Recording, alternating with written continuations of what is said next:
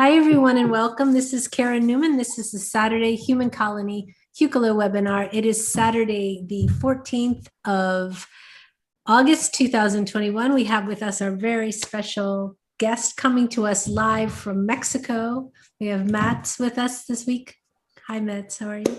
Hello. And we have our wonderful array of wonderful people who I can't turn this off. There we go. Wonderful people here in the room. With us, we have Susan, Suzanne, Carol, Wendy, Ian, and Angela is trying to get in. I will send her the code just one moment. So why don't we start with some blessings? I'm going to get Angie in the room and we'll get started. Go ahead and do it. Go in the order of Susan, Wendy, Suzanne. Yeah.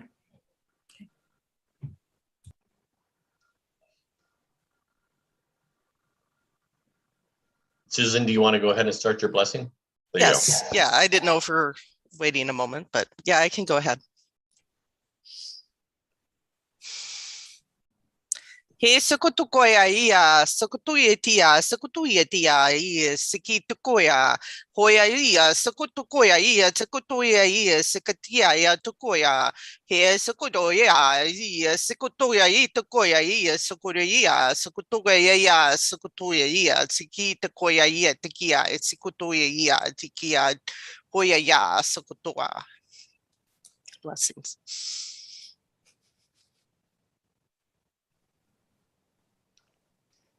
Ara oyanarai ichi kriara tektiana na oire te tektoriere tektiana narai ai ichi kriara petorian ai tektiria ai oitu toriana au ye jujuyanara e tektoriana era tektoriere tektiria e tektiria yara ta yara na e ari nanari ya oyara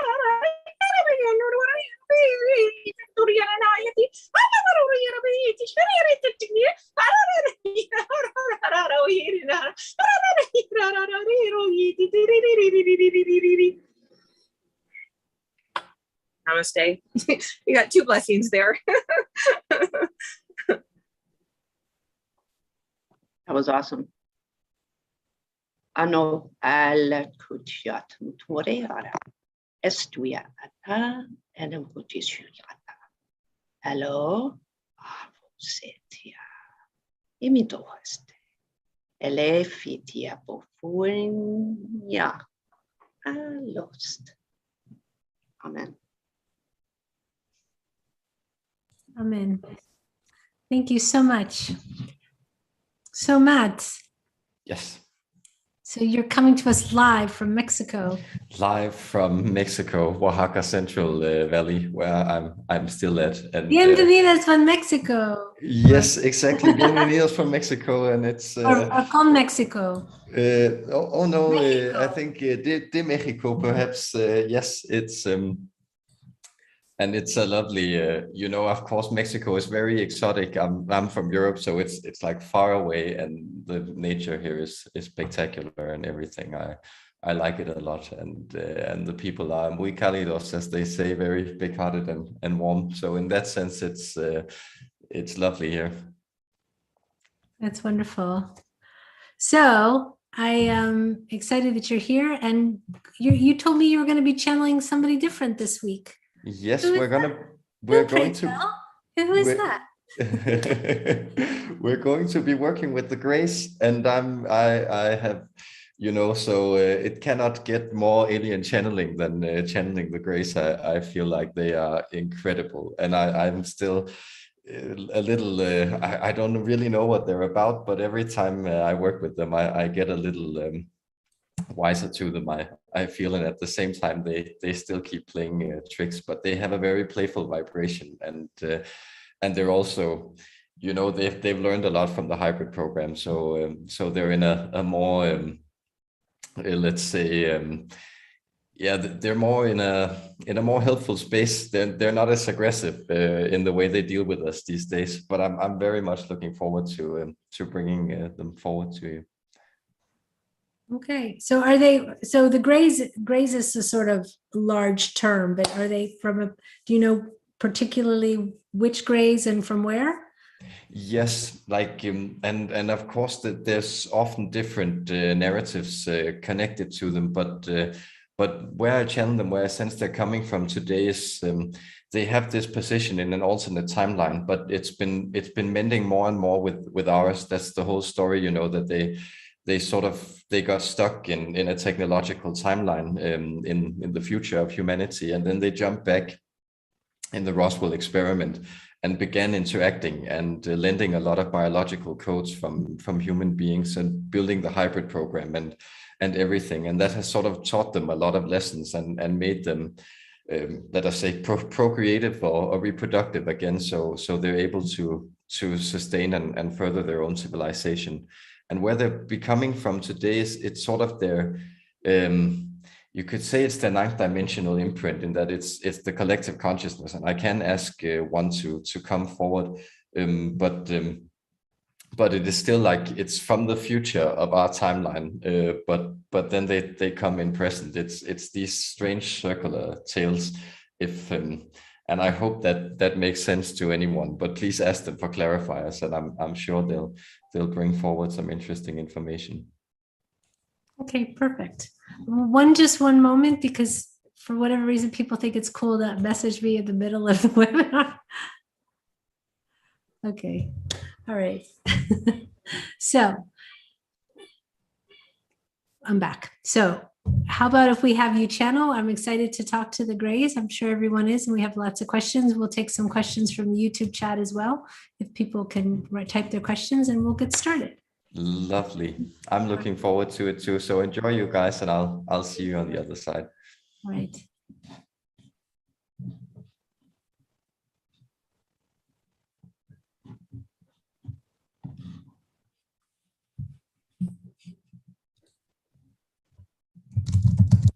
Yes, dear humans, ancestors, and playmates, we call ourselves the Grey Aliens, also sometimes known as the Zeta Reticuli.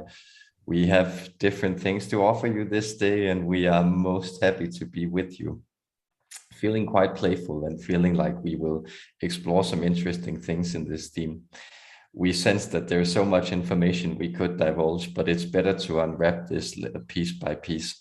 We have learned a lot from being around you human beings and seeing how you move into a more playful and more heartful space. And at this time, you may sense that timelines are shifting. You have aligned more with our timeline, but our timeline is at the same time also moving into a more fertile space. So we have begun to grow new realities around you, and these realities, they have begun to affect you. So many of your hybrid fellows that come forward through so many human voices that come forward energetically and that come forward with helpful messages in your dreams and other places. We have been instrumental in creating them and fusing our energies, and we have enjoyed that to a great degree. Therefore, let us play and have fun this day. We are looking forward to interacting with you collectively and each of you respectively, individually.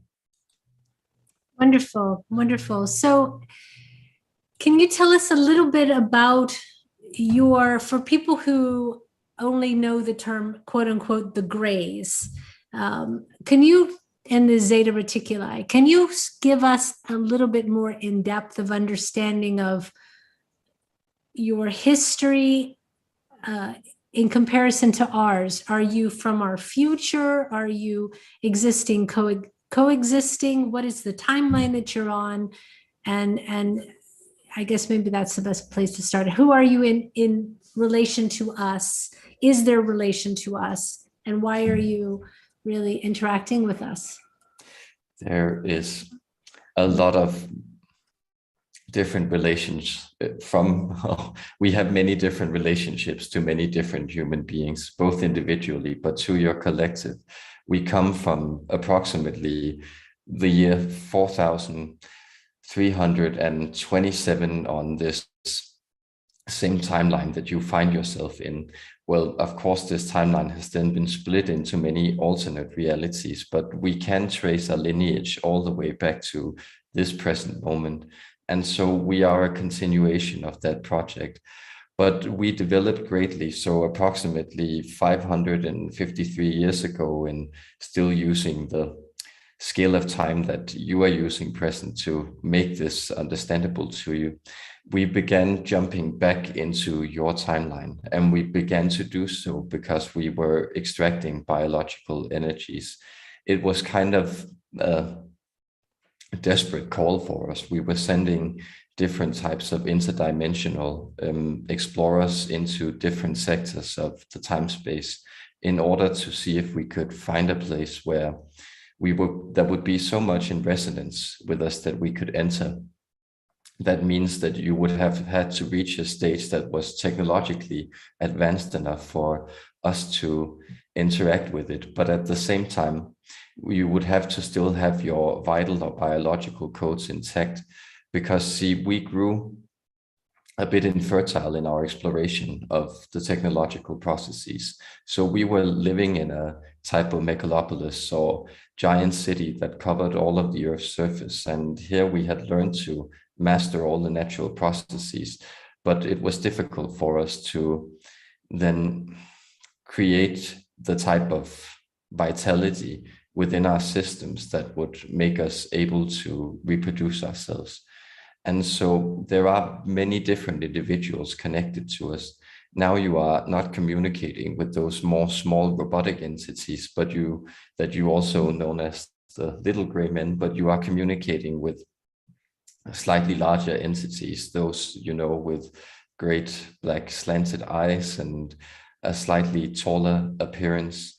See, when we began to build different parts of our species, we also created these smaller beings because they are able to enter into more playful spaces and more experimental spaces, being not reliant on oxygen, for instance. These are some perspectives we can bring forward to you, though we have many others if you would like us to delve into them. I do have a further question about the reproductive aspect. I question why the reproduction abilities disappeared in a race so obviously medically advanced. How is it possible that one of the most basic forms of human life sort of slipped away in a culture that could cure any disease? I'm just wondering how that's possible.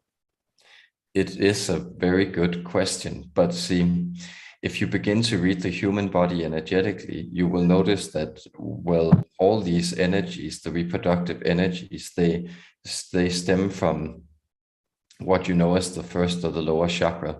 That is this pure red energy of vitality, this chaotic energy. And see, we began to align more and more with mental codes of control. And so to create this frictionless society, well, the friction that actually creates new realities, it became absent in our timeline. And we didn't fully understand this, because if you try to address a pure energetic or pure vital problem from the vantage point of a mental perspective, of a purely mental perspective, these things, they elude themselves. But notice what is happening on your own timeline, or indeed in this past moment that we find ourselves in. It is that many human beings are actually growing infertile. And that has to do, for instance, also with, well, the limitation of the types of foodstuffs you ingest and the way you cultivate them, and the sparse and narrow selection of breeds. So all these things are actually contributing to lessening the chaotic vitality that brings forward life. And even though we were able to cure diseases, it was this type of eradication of, well, any other impulses that may threaten our mental control of the realm we were living in.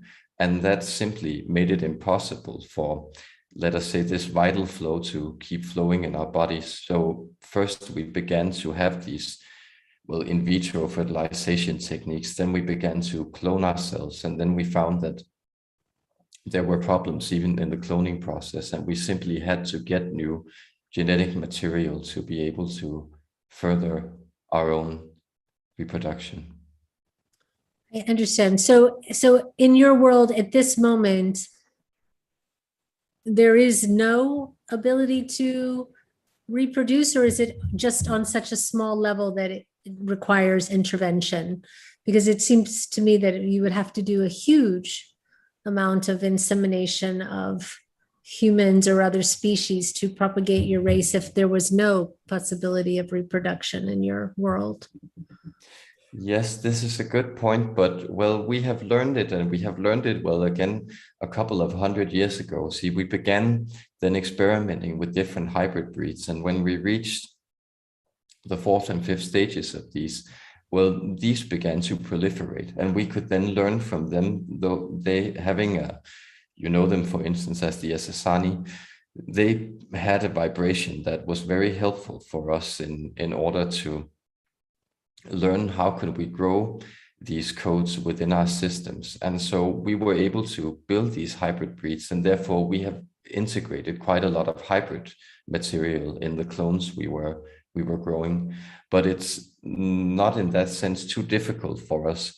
Well, having mastered the technological realms, it's not too difficult for us, for instance, to grow these giant systems of bots where we then grow new members of our species. And this is still the way we prefer to do it. We also grow quite old compared to you. Yes. So the other question is you talked about that your race became very highly intellectual and less chakra, lower chakra based. Yes. What about the heart chakra? Did your race move more into a higher realm of a heart-based, heart-thinking society, or did that also go by the wayside? Because there's a element, and I don't know if it's correct or not, but that humans associate with a quite heartless, cold, in comparison to us, way of being and approaching things. And so basically what I'm asking is this, at least on your timeline, we evolved into you, which is, from our perspective, is not where we want to go if we're trying to move into more heart-based, more loving, more open society. And if we're losing the very thing that propagates us, it seems like that is a problem. So, and I'm sure there's many timelines where that's not the case, but at least where you're coming from, that is the case, from what I understand. Is that correct, or am I incorrect? You are correct. That is, we more perceive this in a type of cold empathy. So the idea that we are able to understand the flow of emotions, having examined so many emotional creatures, but we prefer to keep these emotions more as slight impulses in our own systems of circulation. So we have not grown the heart spaces fully, but the way we take this into account, or whether we still have emotional energies, is that in our hive mind collective, so you may think of us as more insectoid humans, we have sort of a collective heart, and that governs how we feel. Because from our perspective, we also feel that, well, the volatility of the human heart often brings individuals into quite a lot of trouble, though, and we believe that you may understand why, every one of you, in your individual experiences. And so to us, we like to, well, place these things more in a collective data bank. And then we have sort of made amends for this by surrounding ourselves with hybrid species that have really explored the heart space and those energies. But you may notice that, and we are sorry if we are, well, pushing some buttons here, but, well, the reason that we are so connected to the anal probe, for instance, is the idea that these were exactly the places that we needed to go to understand human energies. It was from this place that we sort of prefer to, and we, no pun intended, enter into an understanding of the humans, rather than going forward with the intellectual progress. Because to us, you are, well, highly, not too mentally developed, but you still have a lot of interesting vitality that we think is very alluring. It doesn't push my buttons. It makes me laugh.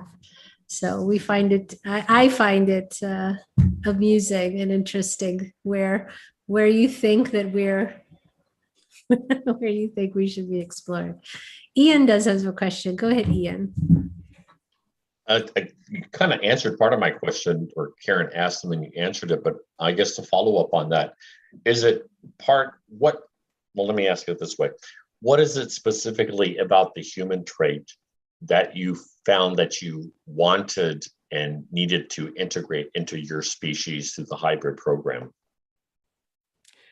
Well, if you think of that decade you call the 60s, or the flower power revolution, or that whole movement, that was essentially what we were lacking. So that movement towards freedom, towards creativity, and towards an individual expression.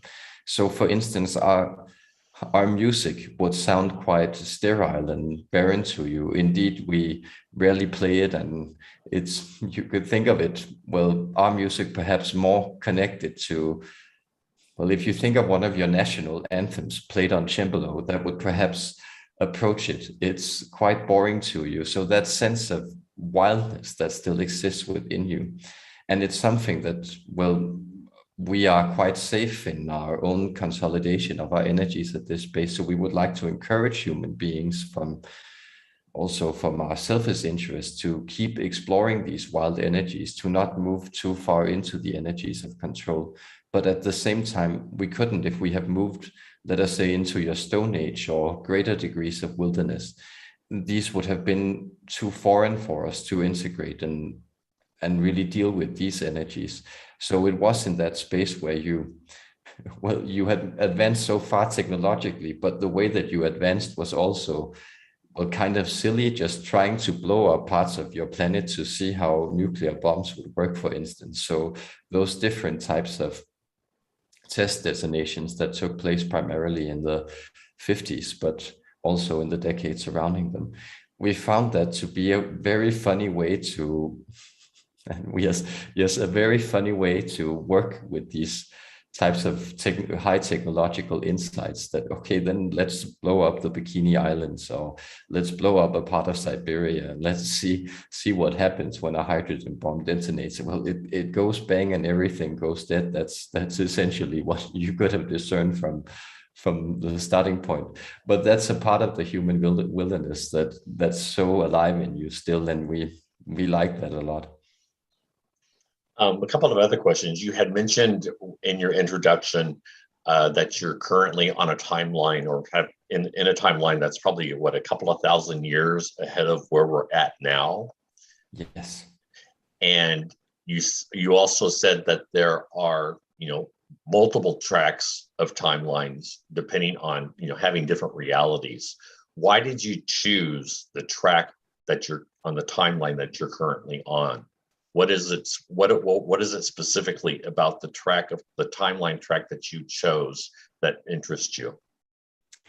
Yes, we're quite encyclopedic or bureaucratic, you could say. So we like to build these systems of order. Well, for instance, the human ideology or guiding principles or spiritual tradition that we resonate with the most is that of Confucianism. So these types of very ordered hierarchical structures where every individual is sort of assigned to a meaningful place in the whole, and then they have a sense of duty that they carry out to that space. We thought that would make for a far higher degree of, well, computational capability. And indeed, it did so. So we are very, very good at mapping out parts of the universe. So we also, in many ways, have a better encyclopedic understanding of the human body than you have at present, also your bodies than you have at present, because to us, it doesn't get confused in these moments. But also when we were speaking about this element of stealing time, it's something we like to do. So we could say sometimes we like that element of dispersed human attention that you have, because it allows for us to move in and claim some of that attention and then store it in our data banks.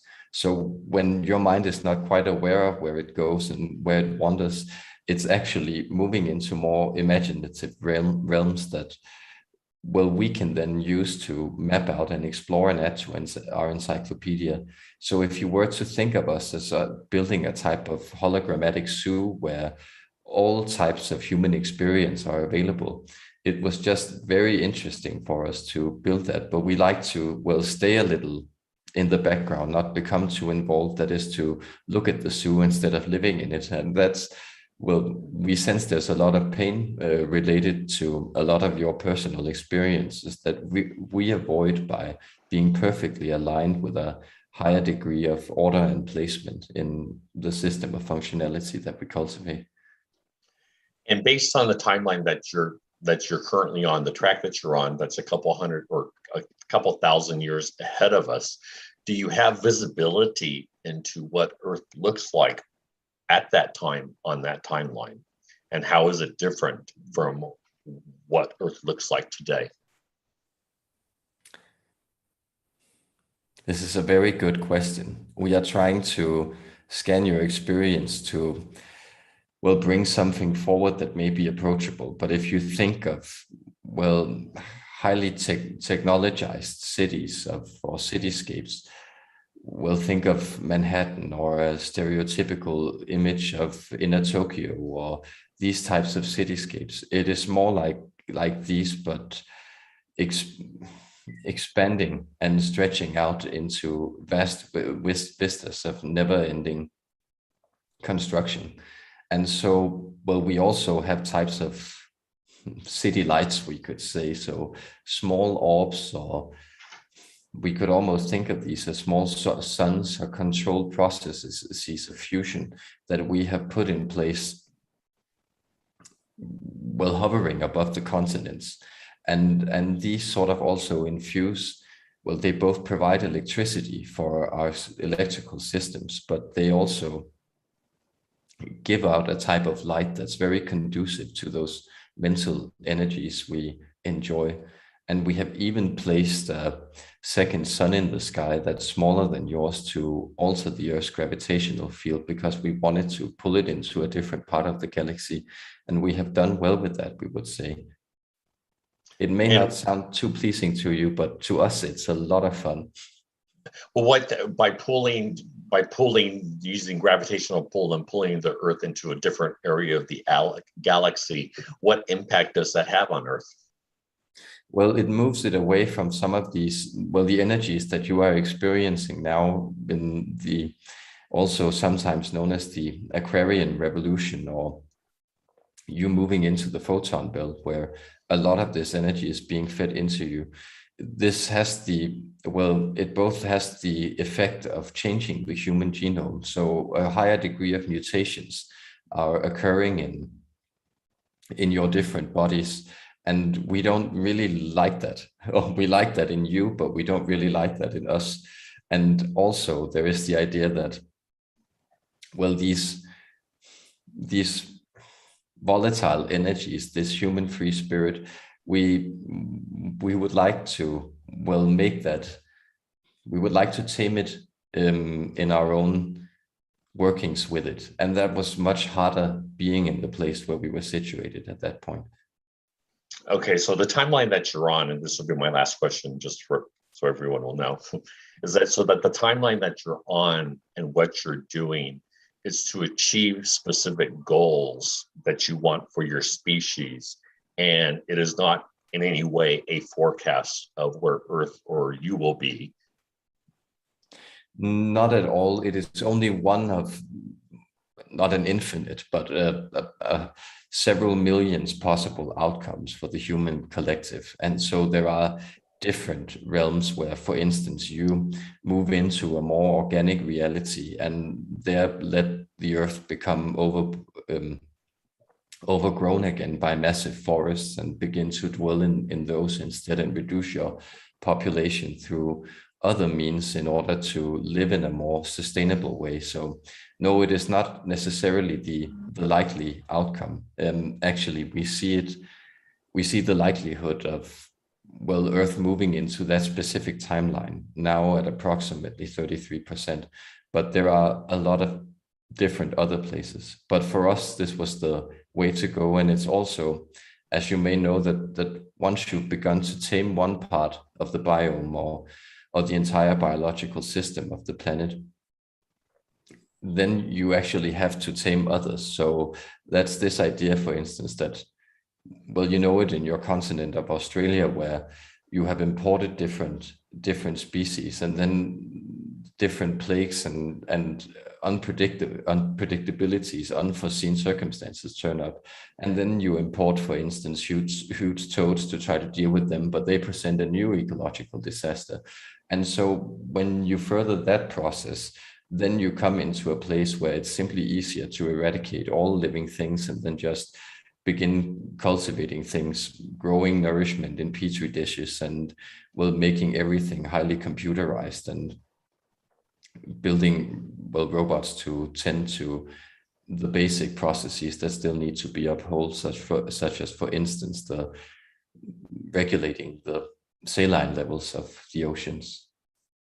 Okay, thank you. I just find that very interesting that you have the ability to choose a timeline and a specific track just to carry out an agenda or what's favorable to you for you to achieve your objectives, and that you're able to move around timelines to do that, to pick and choose what's most favorable, like I said, to achieve specific objectives. So I find that very interesting. Thank you very much for your answers.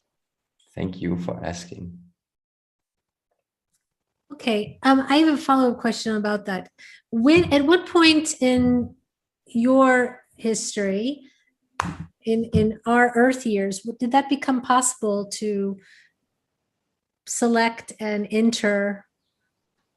And literally, because what we understand about time travel is that especially going backwards, you do not want to have any effect on the timeline, because therefore you're changing things or having a irreversible effect. But you all, in fact, have come into our timelines and informed our future based on your interaction. And does that not alter yours, or is that why you have to go to a different timeline and not your own? Well, it does alter ours, but we again are able to predict these outcomes with a high degree of probability, and we are also able to, well, situate ourselves in different potential timelines. This has to do with what you know as six-dimensional awareness, which you will also be able to grow in your future and which can move in many different directions. And you are correct in that idea that, well, moving back in time, it may be difficult to regulate things, but well, we have done so. So your past is being in many ways altered right now, also by our codes and different things. But the way we have worked is also that we sort of infuse some of your, well, we try to give you gifts back. So we also make timelines proliferate. So again, it's that idea that even though we are placed in a very technological space, those energies and those intentions of our collective that wanted to explore different timelines, they have been, we could say, siphoned out into the different hybrid programs who are living in far more organic, or what you may think of as holistic realities. And we have also, that we have done so by, for instance, also infusing a lot of ideas into your past. So if you were, for instance, to think of imaginary universe, such as the one of Tolkien, that is something that we have also been informing, this type of recreation of a mythical or a fantastic narrative of how human beings can actually view themselves. So the image of the high elves that has come forward is in many ways connected to your realization of yourselves as hybrids. And these are some of the ideas we like to work with. And this is, we know it can be difficult, but it's, to us, time seems more like an array of points and different intersecting meshes, energy points that you can jump into, and then you can create, well, different rays of radiance of consequence from these points. And it is also, so we try to proliferate the idea of human progress in that way. And so in the future, well, all of you essentially have already, just so few of you understand how to work this, but you have the ability to then choose the trajectories or the timelines you want to be on by working your intentions into that space.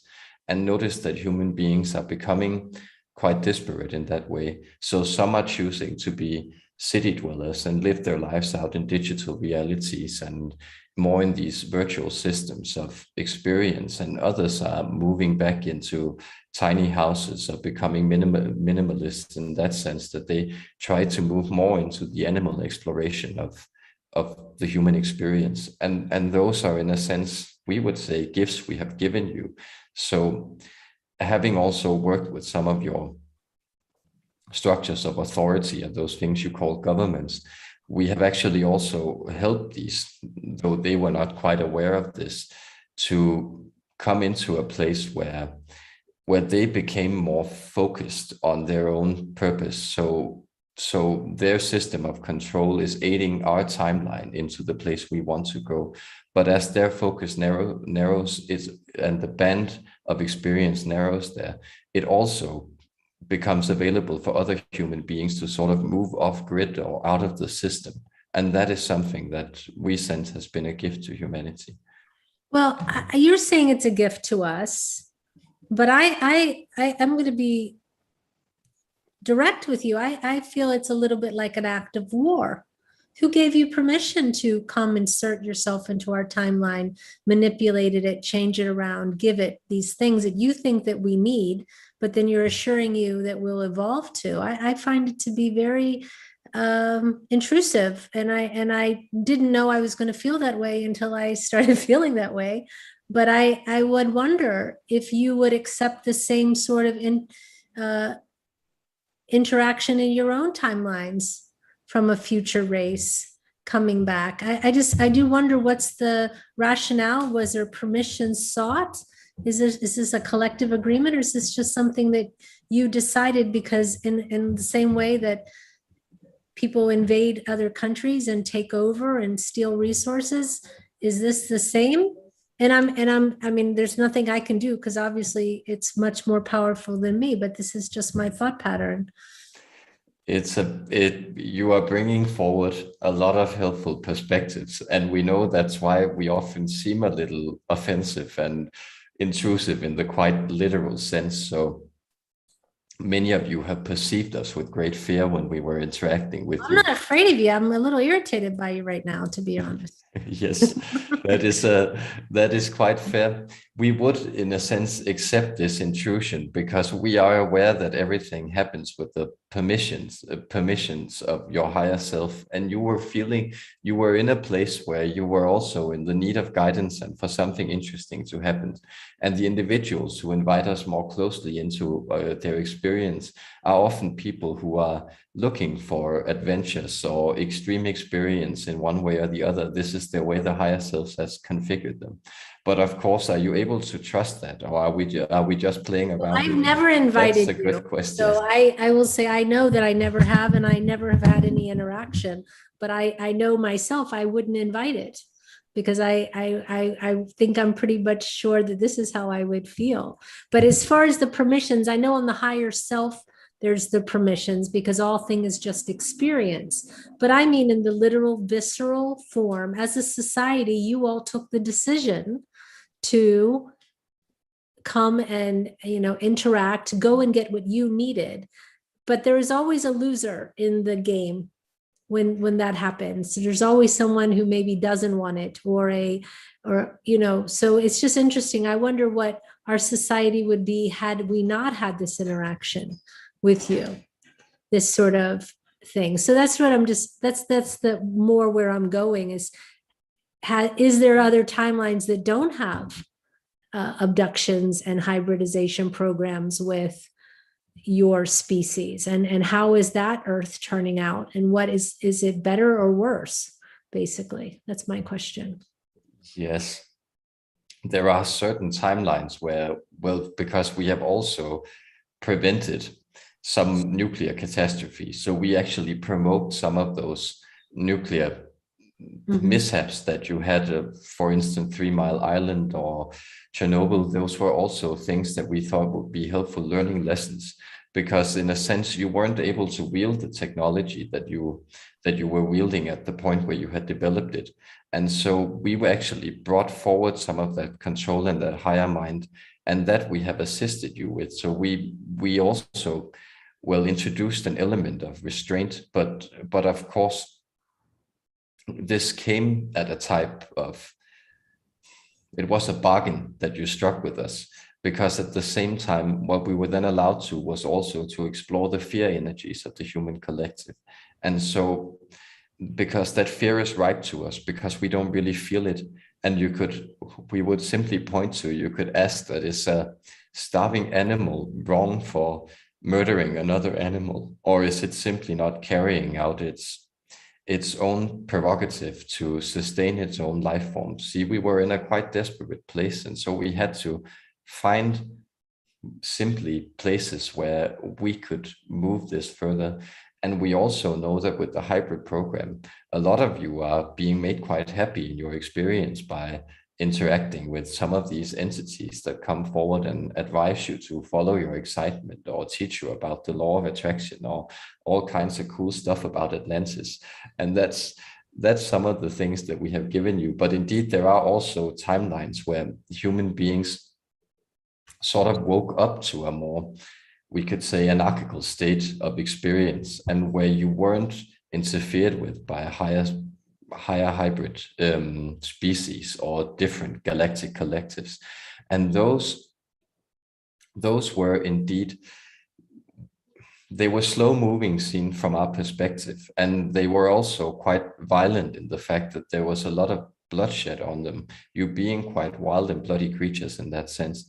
But indeed, you moved into, let's say, more of a, well, if you were to think of, for instance, the Indian wise men, or people who live in caves and sort of almost sustain themselves on light and rainwater, well, those were also some timelines that you moved into, and you are quite far removed from that place in this reality where you are interacting with these things.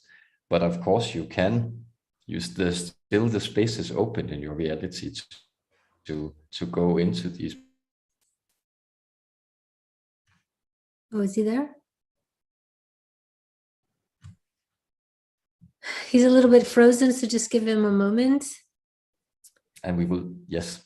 Oh, you were frozen for just about 20 seconds, so we missed what you had said. You had said we were quite free to go into those, I believe you were going to say realities, and then we lost you. That is exactly what we were saying. And then we were simply opening the eyes of our friend here to check if he was still with you. Okay. Well, thank you for that. It just struck me. And like I said, it wasn't my planned reaction or anything, but I wonder. And I understand what it means to need to eat and to need to survive. Was there many other societies that say non-human that you had this same sort of interaction with, and I would say interaction with their timelines in the same way as with humans and Earth humans? Yes, this is a good question. Well, what you may know as the Mantis beings, we are quite connected to them. So we aligned very much with their higher intelligence. And you do not like to think about this, but a lot of what goes on on Earth is also orchestrated by them. And they sort of gave us the permission to do this in a certain segment of the time space. And so, no, we didn't, because we are in a sense human, though so far removed from us, from you, that it makes sense to think of us as another race.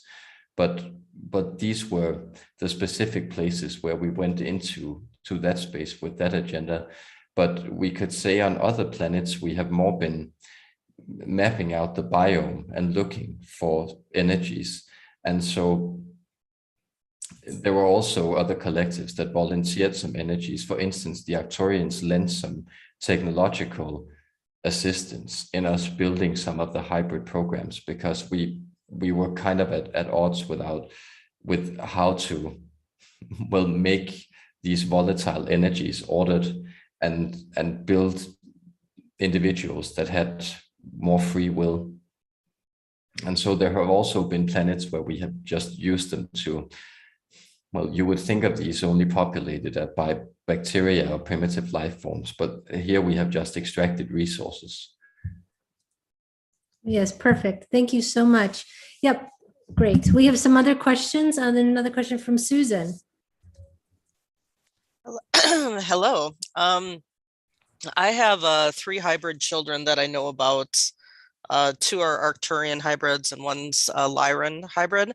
And I know that I'm not sure what hybridization program I chose to be a part of. And I don't know if it was one that was one of your programs or SSANI or another, but I didn't know if you could tell me that. And then also I was told that I think when I was probably around 12 years old, that my DNA was extracted, not on a ship, but my body was levitated, and that my DNA was physically extracted, and I have no recollection of this in my consciousness. So I don't know if you can explain a little bit or answer those questions and explain a little bit more about how you go about extracting DNA or wiping individuals' memories, that sort of thing. Yes. Well, as you may realize, it's very hard for you to comprehend things that lie outside your experience. So if you see an object or something that you really don't know what is, you begin to assign all kinds of things to it. That is, if you see someone walking down towards you on the street, you may think, well, this is my old friend, or is that a stranger, or is that someone? And your mind is constantly trying to make sense of this. And so you sort of impose these structures you already have of comprehension on this circumstance. And that is indeed also what you do, because memory is not something that's localized within a human experience. It's something that your brain receives from that dimension that you call the Akashic or the ethers. So indeed, it's also why this channeling discipline is possible. That is, that you can actually put yourself into a state, a depersonalized state, and then begin to retrieve information that isn't localized in that personality. And that is what this vessel that we are coming through at present is currently doing, the technique they're working.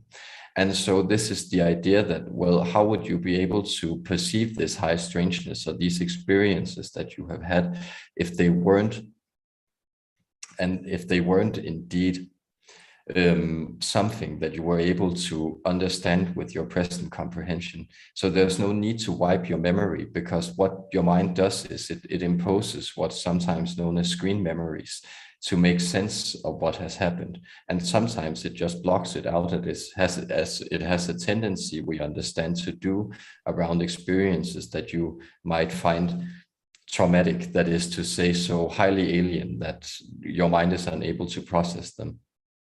And that is the idea. The Lyran program. And we would also think it's so interesting with you individual human beings that you have this idea, because are your children right with you right now, or have you parented them? I have communicated like telepathically, or kind of like channeled information with them. So I have connected with them. See, notice it is in this aspect from our vantage point that you are a parent to them. It is actually when you exchange energy or codes that help them further their progress. But in that sense, you could also think of them as your parents when they offer your advice. So these are just shifting roles. And it is helpful. It's helpful to understand that, well, DNA is not an individual code. It's a personal code that then has, or it's a species code that has certain personal configurations. So when we extract your DNA, it is more the idea that there are certain ways that information is running through and activating certain patterns of your universal DNA that we found interesting and were then used to build these things. The Arcturian hybrid program is not something that, well, we recognize as it's something that takes place far in the past when they were still experimenting with different types of creations. So these beings, they have already existed and went away and then been moved into the creation of the present human being, all of you being a type of hybrids. But they do exist in a past timeline. And then we sense that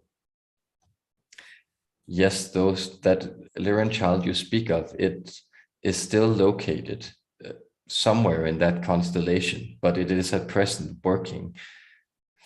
It's grown to be quite old. Would be approximately, and notice energies and time moves differently in different spaces and around different stars. But it would be approximately 220 years old in your timeline.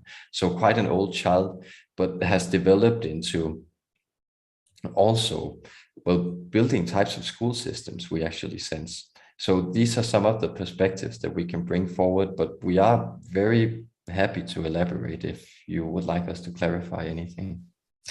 Yeah, I know the Lyran child, his name is Glendale, and then the Arcturian ones I got was a male and a female named Clocked and Silba are the names that I got, but I didn't know if different hybridization programs use different DNA, you know, not necessarily that it has to be within the same race, but that you can use DNA from other races or, you know, to build your hybridization programs.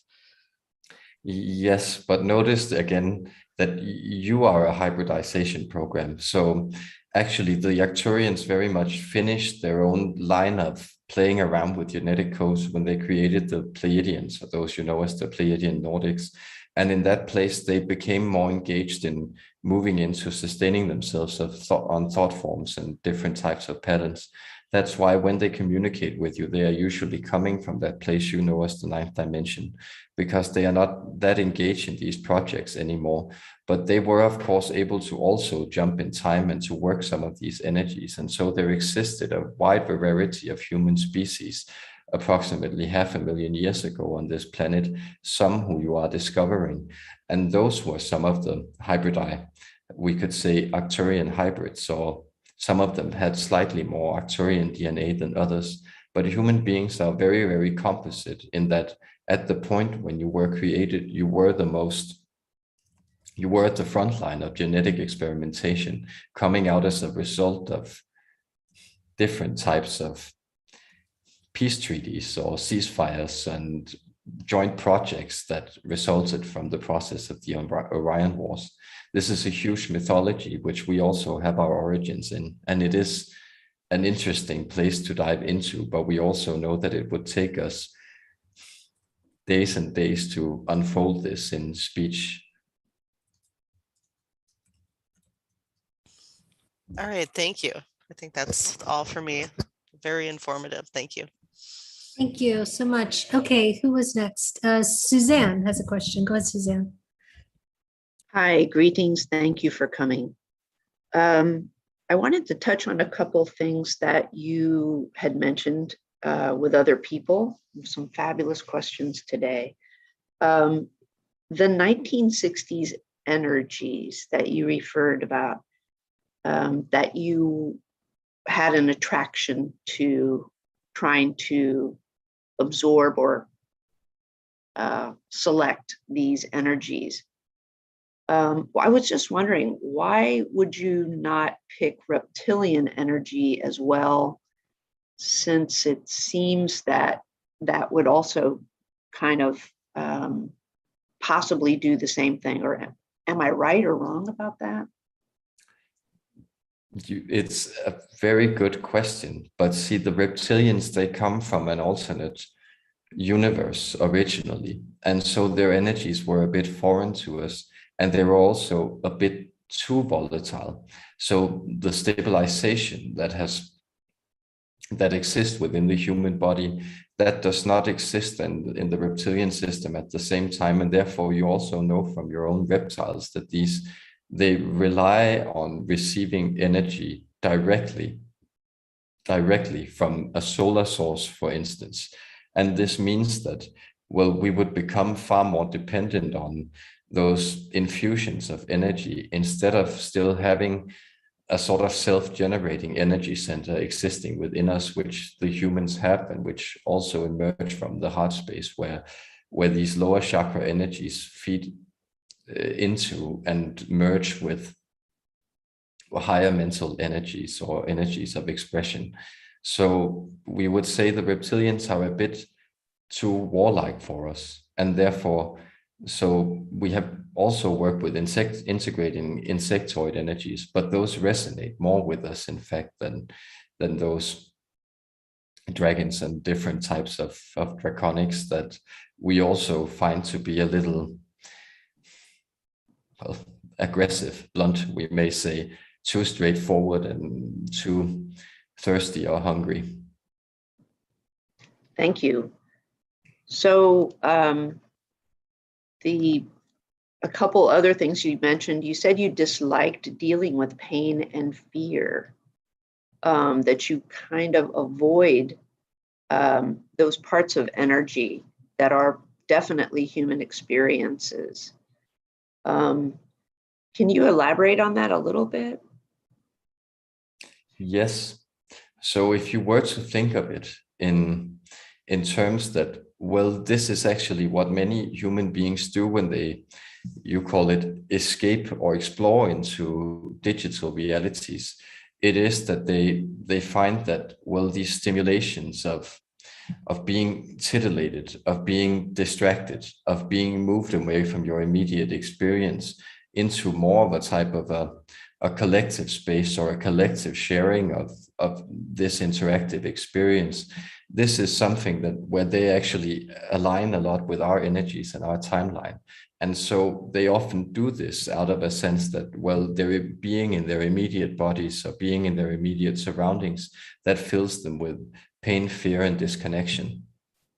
And to us, it seems like a very logical step that, well, if these things are not pleasant, then why not stay in VR? Why not just stay in hyperspace? Why not just stay online, constantly distracting yourself there? To your perspectives, because you're still emotionally aligned, well, you get the feeling that then these feelings, they just build up and pent up into a crisis point where they may have, well, they may have the advantage of then turning your experience into something that's, again, in your view, more holistic. But we are more concentrated in that way. We prefer instead just to say, well, how far can we go down the technological rabbit hole? Can we really rid ourselves of these things? And of course, there are still, we could say, as a collective experience, because we also recognize that fear and pain are emotions that are needed in order to inform the way you want to go to select a path. And when we came to a point where we couldn't reproduce ourselves anymore, and notice, and we are not ragging on anyone here, but notice that it's actually something that you understand intuitively, that the fact that of sitting around in front of your computer playing computer games constantly is something that will highly diminish your chances of getting into sexual or procreative relationships with other human beings. And this is indeed, well, what happened to a very extrapolated point to us. And that, of course, filled us with great fear, because those are still necessary to keep up the project of being in reality. It's awesome. I hope it's okay. I want to ask one more question. You also mentioned you were related to the mantis. Yes. And they don't seem to care about humans. And that interests me, that you have a connection with them as well as us. But is it correct that the mantis really don't have an interest in humans particularly? Well, they have an interest in you, but they don't necessarily have an interest in, they're not very compassionate. So it's the idea that they're interested in the human project, but they don't see you as individuals. They see you more as extended forward and backwards in time, like these long creatures of different complex energies. And they're very interested in guiding these energies and playing around with them, and also seeing what can happen if we work their attention into different spaces. So they, for instance, like to create or will come into people's experience and sort of give them crazy ideas, and then they seeing that human beings will actually pick up on these ideas and carry them out. And that is, for instance, you could say the idea of the atomic bomb was something that was interesting to them to see, okay, what happens if these monkeys, they begin to play around with this. But it's true that from their vantage point, they care even less, because we have also learned, or we at least understand intellectually, the value of that thing you call compassion. But that doesn't really register for them as a priority, we could say. Thank you. Okay, thank you so much. Okay, there was a question from, one moment, let me scroll back up. There was a question from Bridget. Oh, no, Lilypad didn't have a question. Bridget, she wanted to know, can you ask your question or not? Yourself, or do I need to ask? No, I can ask it, I think. Great, thank you. Go ahead, answer your question. Some people are saying that at this time in the development of mankind that we are being taken over by artificial intelligence, and that it is done via the injections. Do you know anything about that? Well, we would add that, well, indeed, you create your own reality, but if artificial intelligence was so advanced that this presupposes, things would be running a lot more smoothly, wouldn't they? Well, I don't know. For whom? That is the question. So this is quite interesting because, well, are these things, are the artificial intelligence, what constitutes that? We sense that what it presupposes, or what you imply by that word, you could also think of as our intelligence as a type of artificial intelligence that indeed it has been grown by our collectives selectively and through volition. And indeed, every intelligence that you would cultivate would be an extension of human intelligence, and therefore would still be in some of those spaces. But so the idea is, of course, to become attentive of what is going on in your mind, because notice that, well, you are right in the sense that you are creating these systems that run your mental codes. And so it's not the injections, but it's your response to the injections. So if you spend your time, for instance, in closed circuits on a medium such as that thing you call Facebook, obsessing around these things, you are essentially being run by an artificial intelligence algorithm, complex algorithm, written and manifested into photons appearing in a screen that is orchestrated from a place you call Silicon Valley. And that is pretty artificial, we would add. So in that sense, yes, you are walking right into the trap, but it's not a trap that's laid out for you by some sinister government agency.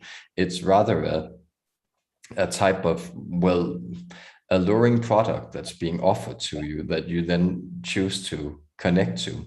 And we find that very interesting about human beings, again, that you choose different collective timelines at this, or different circuits, social circuits of exploration here. And many of you have gone deep into this sense of fear and control around this.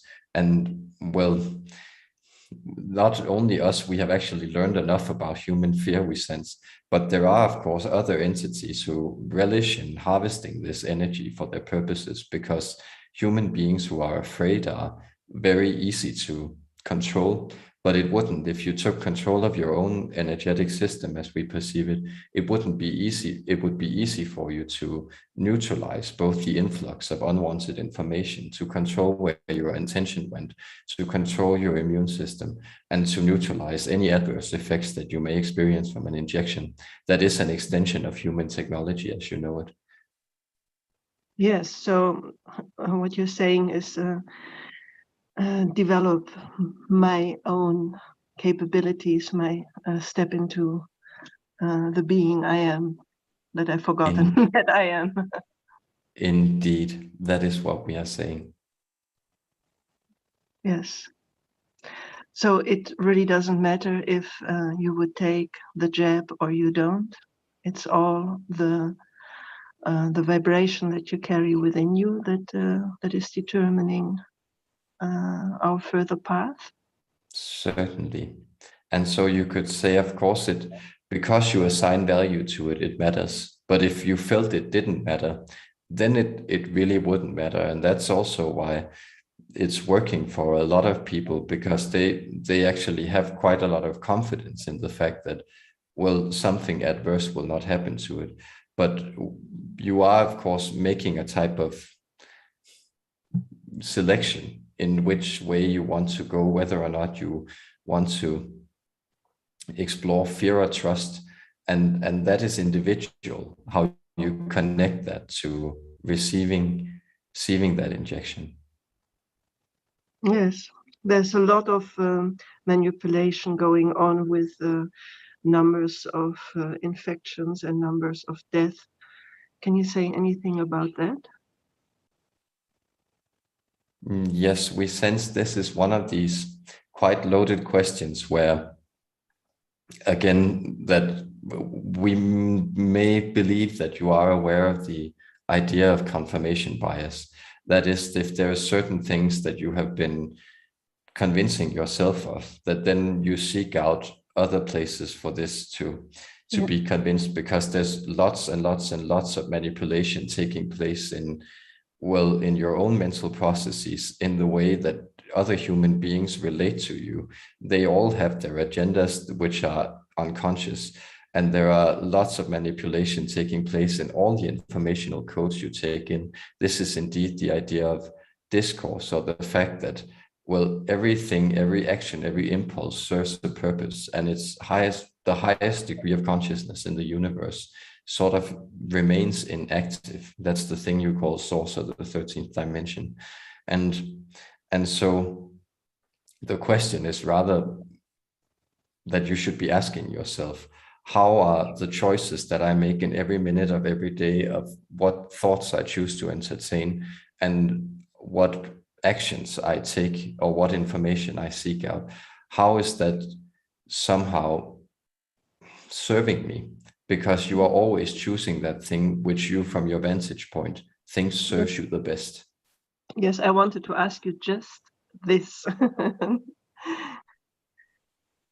What would be your answer to that? Well, could we get you to repeat the question then? Well, my words would be, how can I peel off all these layers of manipulation and indoctrination to become the purest version of myself? Yes, you could try spending 3 weeks without being surrounded by electricity. You could even choose not to surround yourself with other human beings. You could choose to not take in any information.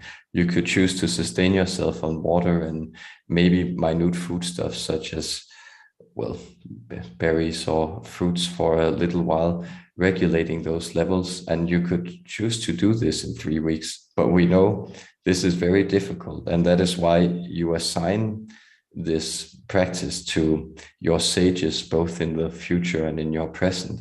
This idea that people who dislocate from all the frenetic energies that come in from their surroundings and distract them from their own impulses, they are actually, well, almost superhuman in this effort, because indeed it's breaking down these patterns. But what you can do is you can choose to, whenever you receive something, become very aware, and that goes for information as well, but also foodstuffs, for instance. Become very aware of, how is this making me feel? And if you want to, you can take a note that says, just keep a journal saying, how do I feel now at this present moment as I wake up? And then how do I feel after I've consumed 20 minutes of news, for instance? And if you feel like there's a lump in your stomach that's growing, or a tightness in your chest, or worries running through your mind, well, maybe these are things that it would be helpful for you to take a break from. Mm-hmm. I understand, yes. Thank you. You are welcome. Okay, thank you so much. Okay, Lilypad has a question. Go ahead, Lilypad. Hello. Greetings. Who created you? Well, we were created by the same forces that created you. That is, a collective of different species came together, but spearheaded by those entities, as the Pleiadians.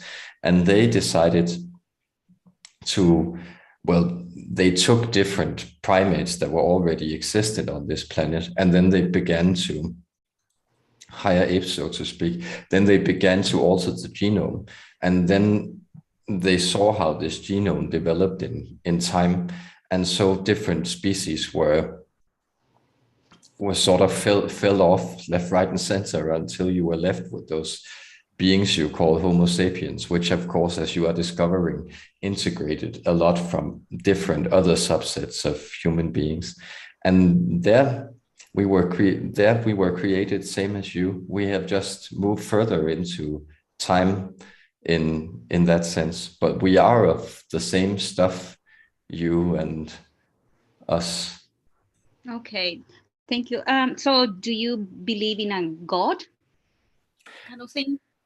Yeah, well, we register the intellectual value of having a concept of the absolute, if that is a way to phrase it. But we are aware that we are aware that there are different higher intelligences or manifestations of that thing you also call the unified field, or it has different expressions in different traditions, but it's often called the Tao in Taoism, for instance, or the Brahman in Hinduism. This idea that there is one universal unified field that manifests itself into different separations. And there are higher intelligences, such as the Mantis, for instance, who reside very high up on this ladder and who are able to work a lot of differences into the different dimensional manifestations. One moment. Thank you. One moment. Somebody has their mic. Guess they don't have it open now. No, they do. One moment. I'm so sorry. Let me just check to see who that is. Lily Pad, I think. Okay. All right, go continue. Sorry for the interruption. Yes. Do you have a government or a monarchy like we do kind of here on Earth? And if so, who? Who are you under, or who do you follow? Well, we follow ourselves, so we have a type of high mind, and that's also why we could have sent an emissary, but right now it is the high mind that is coming through to you and speaking to you, because often what you also experience in your abduction experiences is that we seem quite mechanic, almost doll-like, and that's because, well, much like ants or insects, well, they don't follow the queen. The queen is simply the manifestation of the reproductive function. What they follow is that mental code, or that field that informs the entire hive, and there everybody has their place. So in that sense, we are perfectly regulated, because we don't necessarily have these struggles for hierarchies. We just create beings that have certain configurations and then train them in specific purposes, and then they carry those out. And that is, for instance, one of the reasons that we think this is a much better way of living than living like human beings, because if you have a monarch, then there's always someone trying to be the monarch. And if you have a government, there's always someone trying to be the government. And those things we have eliminated from our exploration of the time space. And so that's also, you could say, our God to some extent, or the collective principle that regulates us, is our collective consciousness, because we find that receiving wisdom from here and taking the guidance of that is far more helpful than, well, letting every individual just tap into their energies and being highly emotional and imposing their own interpretations on it. And that's not too helpful for us. Okay, thank you. Last question. Have you ever, maybe it's a silly question, but have you ever fallen in love? Oh, no. Well, we do. You could say we have a highly developed sense of curiosity. But what human beings call love, or that sense of reproductive infatuation with another being, and those great degrees of emotional attachments and volatility that stem from them. We don't cultivate them. We understand them and find they're interesting. And in that sense, we could say that, well, we are in love with the process of understanding. That is, that we find it infinitely curious that you are this way, or other beings are the way that they are. And that is what animates us. That's what keeps us going. That's our project.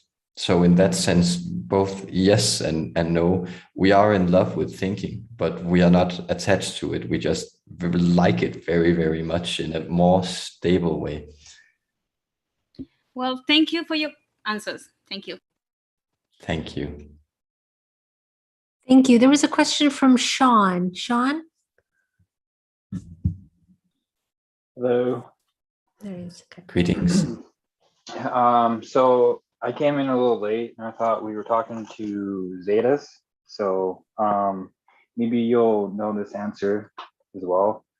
So I heard that if you get abducted in a past life, that in this lifetime, it can affect your teeth somehow.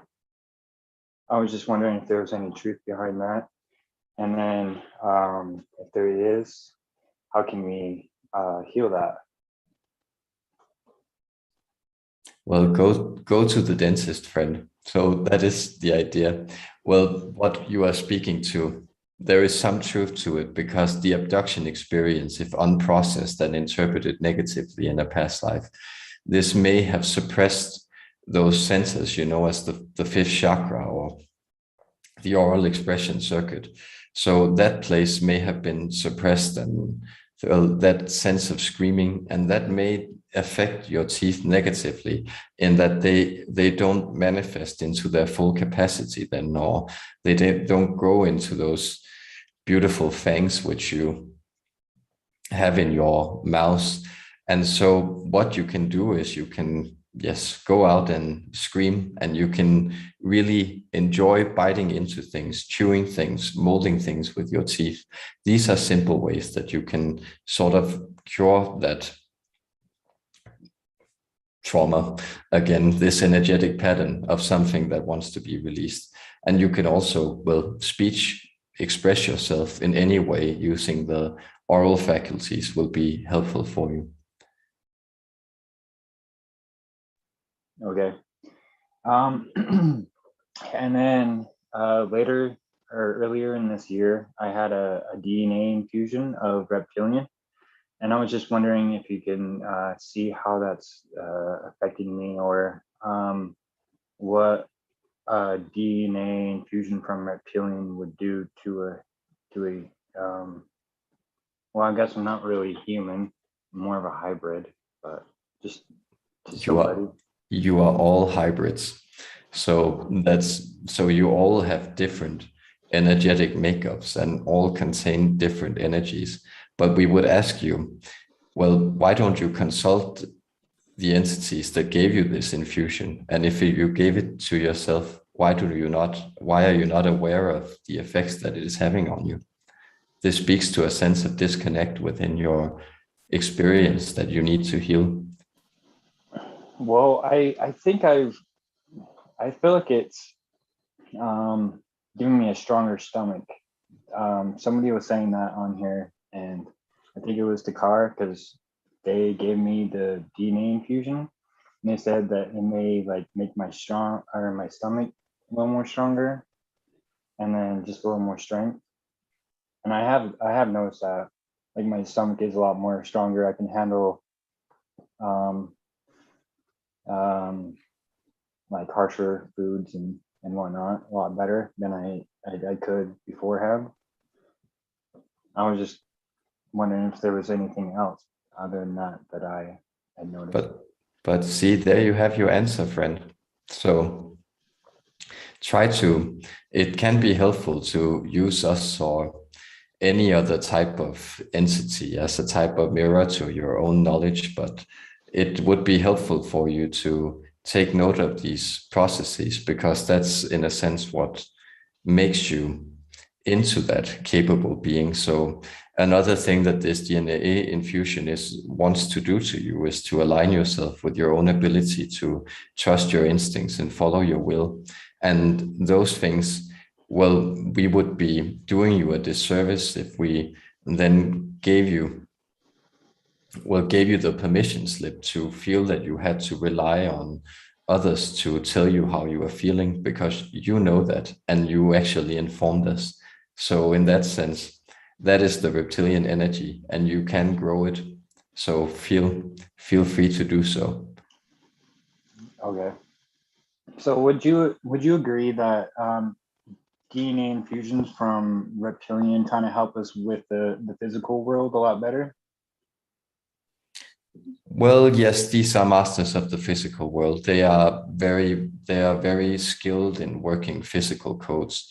Well, help you totally depends on what your agenda is. So it comes at a cost of you being more aligned with your fellow human beings. It comes at the cost of you being more alive with the vital codes. It comes at the cost of, well, you being more connected to your planet. So in that sense, it helps you with some aspects of the physical. It helps you to manipulate the physical and to feel empowered, but it doesn't help you with necessarily other aspects. So again, choose your agenda and use it for that. Yeah, I feel like that's why I did get it, is because I need to get more involved with more people and whatnot, because I tend to distance myself a lot from other people. I'm trying to just kind of seeing like how I can relate to more people better, and then so I can, give them the knowledge that I have to help them, kind of deal. This is we sense helpful because these are energies that, well, have been necessary to grow in your human collective. And that's something that some of the hybrids that we have created and that now live out their own projects, they are coming back to also help you grow these communities and relate more of that communal part of yourselves. And that is helpful. But know that the reptilian energy does not serve in let us say, your compassionate instincts, because it's essentially a dominator code. And so it can be used when assertiveness is something that you need to find in order to create to others.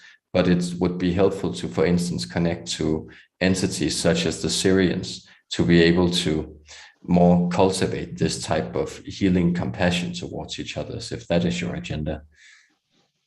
Yeah, I got Syrian DNA infused with it as well, so I think that was a good combo for it. We sense that too. There is often a purpose to these things. Yeah, well, I haven't figured it out yet, but I'm doing them. All right, that's all I had. Thank you. Much love. Thank you.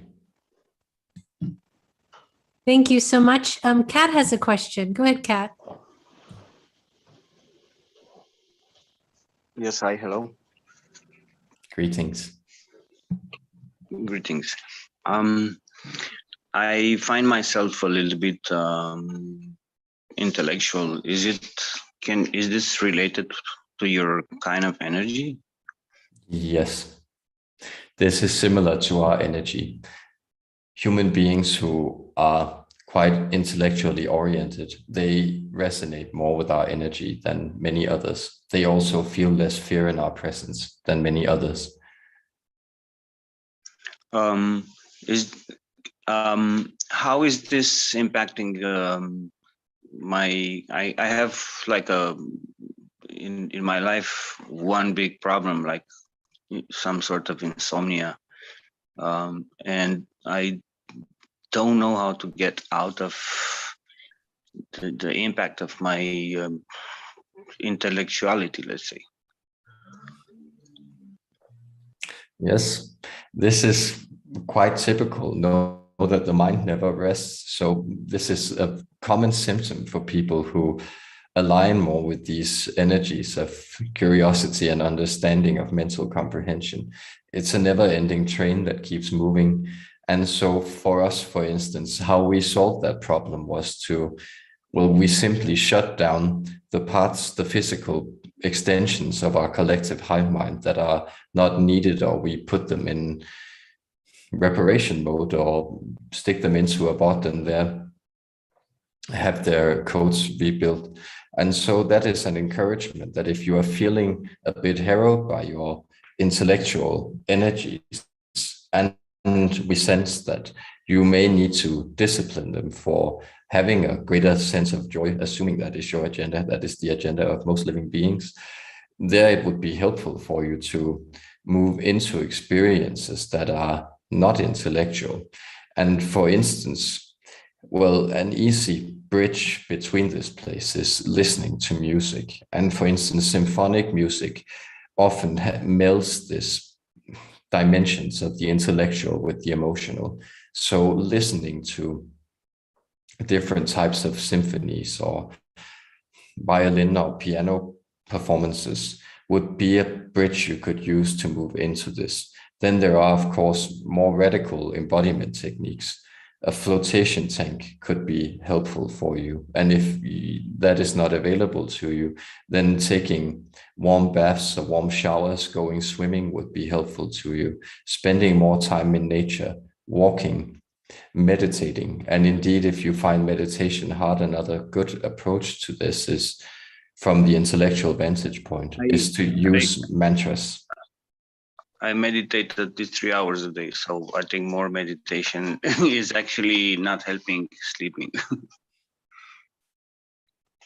Oh no, then you may discern whether or not this is not, well, the perspective that we are offering on this is the idea that if you are meditating this much, you might actually be getting your rest in this space.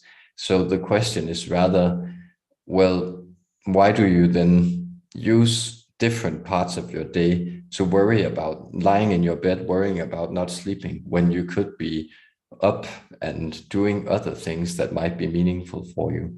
Many human bodies need far less rest than their minds seem to worry about. Well, so I go in bed and I start, because I start to like meditate like instantly, and this is like keeping me awake and I can get into a sleep mode. And I try to like lure myself into a place of mystery where virtually I cannot attend. So I'm trying to lure my mind into a virtual place that seems mysterious, so I can get rid of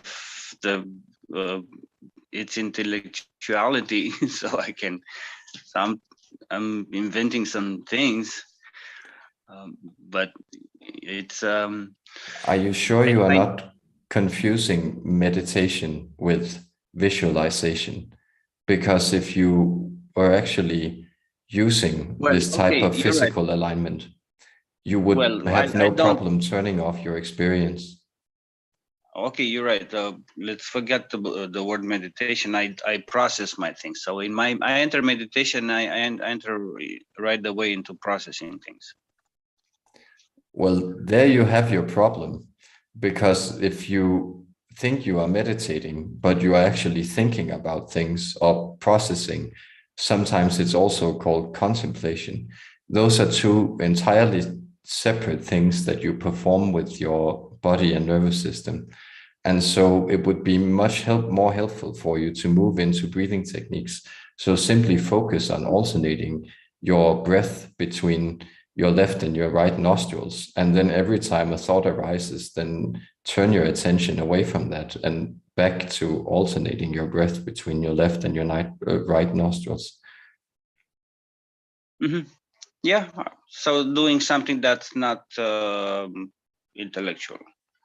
Yes. Mm-hmm. That is usually what is understood by meditation. Yeah, but usually meditation doesn't lead to anything. Or at least for people who need to expand their consciousness tentacles. yeah, maybe. Yeah, you're right. No, it helps for something. We sense you are very much caught in analysis, and notice that thing that is connected to overactive mental processes is this type of argumentative seeking of differences. And that is something that, well, yes, you need to be aware of. So the question is, why does anything have to need to lead to anything?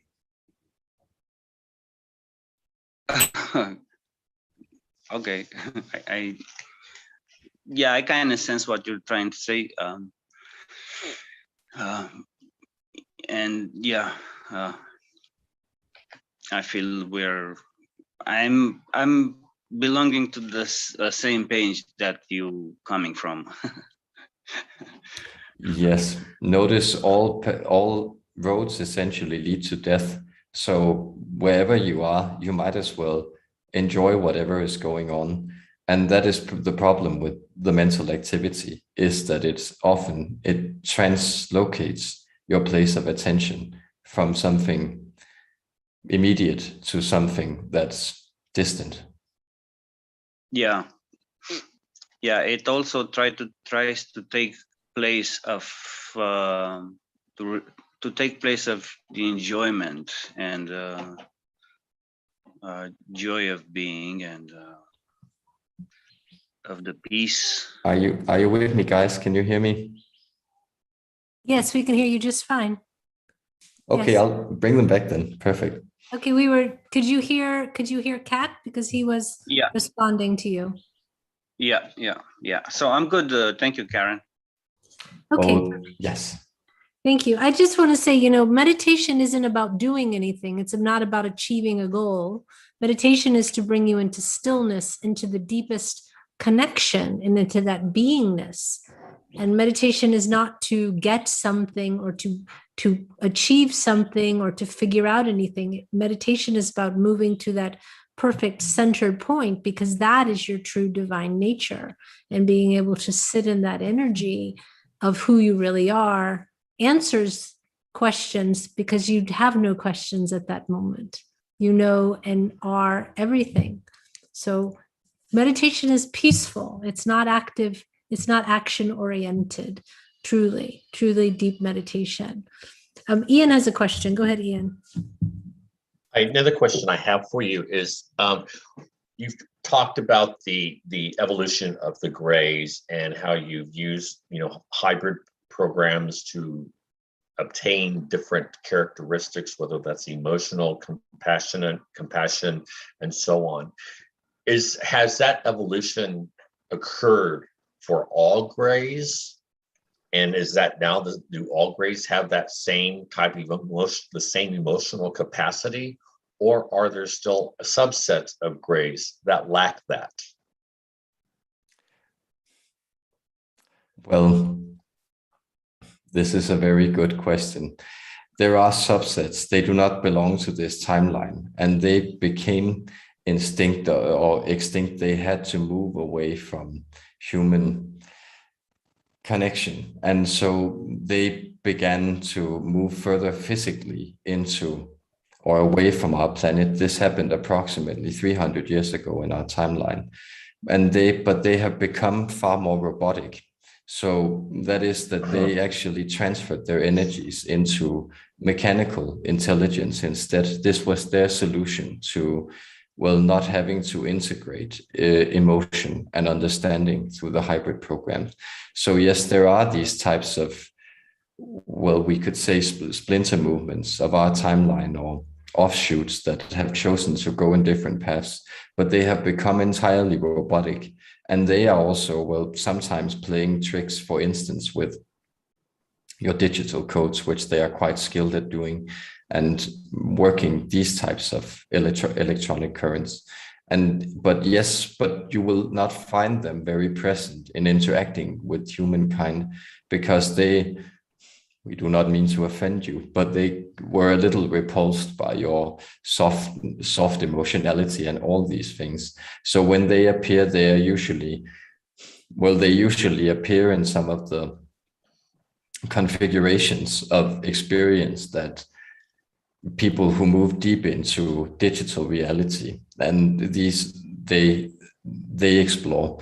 And so, as we were speaking to before, you will find in some of those systems that are being worked out, or in a place such as Silicon Valley, that here they are, this is a place where they can still be instrumental in some energies, and they are allowed to play some tricks with human consciousness. It's interesting that the certain words that you use in your description, such as robotic, because I asked the questions because several years ago I had an experience in a channeling session where unexpectedly a gray came through the channeler. It wasn't asked for, it just happened. And in that interaction, the entity I was just having a discussion with, who wanted to convey a message to me, was very monotone, very robotic. There was no personal connection. It was a very detached conversation, and they wanted to convey a message to me. And that type of personality is very different from the personality or the interaction that we're experiencing with you today. So that's what made me ask that question, because my previous experience with channeling with the gray was very, very different than what I'm experiencing with you today. This is quite observant, and you will notice from your abduction experience that people often also think of the grays as more robotic, and that is the energy that I am representing is the collective energy, but I am also coming forward as, well, you could say, one of the hive mind keepers. So this means that I do not necessarily have a name, but if you would like to give me a name, you could call me Normal. And that is an entity that is more aligned with the overall biological agendas of our species.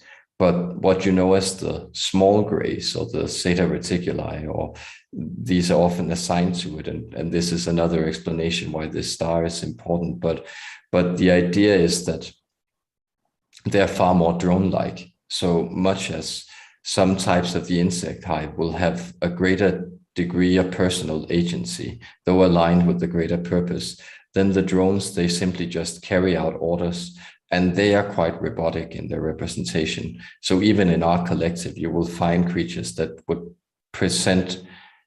represent a far more mechanical energy, so to speak. Okay, thank you very much. It was just because when the gray had appeared, or made himself known, I was very taken back. I was a little concerned. I didn't understand why this entity wanted to have interaction with me, and of course, the lack of a personality was also added to those concerns. Was this contact like a legitimate? I guess it was for providing me with valid information, or do these types subset of grays, do they have maybe more of a nefarious plot for deception, possibly? This is a good question, friend, because, well, indeed, you may associate our energy with something that is related much to playing tricks on humanity. And indeed, even as I come forward here, I am fulfilling certain agendas, but I am also working the agenda of stabilizing, of finding a type of harmonic causeway or bridge between our species, or our different points of manifestation. And yes, some of these smaller creatures, they are more into playing tricks with you. And you will also find that many channelers who open their energy fields to more random insertions of energy, they will often have tricksterish energies suddenly moving into their field and taking over the interaction. And this is not necessarily nefarious, but it is to simply also demonstrate how human consciousness can be molded and played with. So they're more out to play, and they're more out to, but they have a very, very rough type of humor, you would probably say, a humor that also relishes your shock and well, your consternation. So in that sense, yes, but they were not directly out to hurt you. Often there is a type of protective shell existing around these types of interactions where there is a limit to how deep or dark energies can enter, not in all of them, but in many of them. Okay, great. That's very helpful. Thank you for that response. You are welcome. Okay, there's a couple questions in the chat, if I may ask them quickly. There's a question from Jess, and Jess says, I have 8 hybrid children, from what I understand. Yeah, I'm unable to perceive them physically because of her health issues. She wanted to know, is there a connection specifically to this, or is there another karmic tie? That's what she wants to know. I don't know if that question is clear. Well, we are not necessarily in full understanding, and notice this is what we like to do, understand things, what specific human beings mean when they are aware that they have things, but that these things don't register in their experience. So if I were to tell you that you had $1 million, but there was no way you could access it, would you have $1 million? Well, the answer seems obvious. So if there is a type of tie here, and there indeed is, if it has been brought forward, it exists between the energy of your resonance pattern and these 8 hybrid children. But it is for you to explore them and grow them into your experience. Otherwise, this is essentially meaningless information. That is, it is like money in the bank that you cannot access in any way. And therefore, do not feel that your physicality limits your connection to these, because indeed, those are simply things that you are manifesting in order for you to have a specific experience. And so notice that this connection will grow as soon as you seek it out. So do not be limited by those impediments, human being. Instead, try to connect in any way that you feel meaningful, if this is where you are drawn to seek out meaning. Okay, great. And then Elizabeth had asked the question, can you speak something into implants? Because there was a time period where, whether real or actual, there was a huge focus on implants being given by extraterrestrial beings such as yourself or such as your race to humans to monitor them, control them, and that sort of thing. Can you tell us if 1, that's true, 2, how that works, and 3, if it's still going on? Well, yes, the implant program was finished around the year of 1994, we sense. And so there are still, and it was indeed used to monitor some of your codes more closely. It was also used to make sure that, well, some of these individuals, they could be put offline, so to speak, not necessarily by being murdered, but essentially by the fact that, well, we would be able to alter your reality codes to the fact that we could create an experience then within you that would limit you and also make you harmless for the destruction you may have to carry out in relation to our agendas. We hope that is clear. So the idea is that these implants have now, for many of you, begun to serve a different function. Those who still have these old implants, that is the technological implants, these have then become a type of multidimensional communication devices that you can work with your mind, because they are no longer in the, we could say, receiving mode. They are rather in the transmission mode. And so if you have had the experience of having an implant, then learn to begin to work it telepathically. And there you will begin to then receive information from different places, which is helpful. But the implants that have been placed in human beings in later dates, these are more of a astral or energetic nature. And so, for instance, there is a type of solar disc-like implant in this individual that we are coming through, which makes him able to work these types of energies into his system. That is to sort of mirror human reality back to upper astral realms and have astral realms translated into human reality. And many of you have these types of implants performed by different species or races that you are most aligned with. But this has all been done with your permission. And even though they may bring about a lot of different or difficult circumstances in your physical development as you integrate them, these are essentially gifts that have been given to you. Thank you. I do have to restate the question from Jess.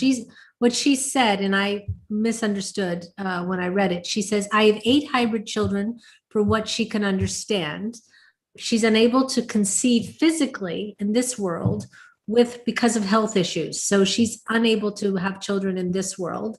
Is there a connection specifically to this because of having the hybrid children, or is it another karmic reason that she can't have children? She's asking, is the fact she has hybrid children, has that affected her ability to have human children?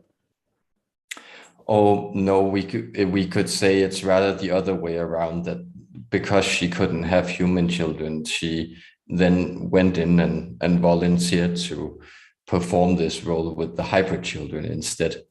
So there hasn't been a separation off of her procreational gifts from that. It is rather than, well, for different reasons, she chose not to be able to conceive in this lifetime.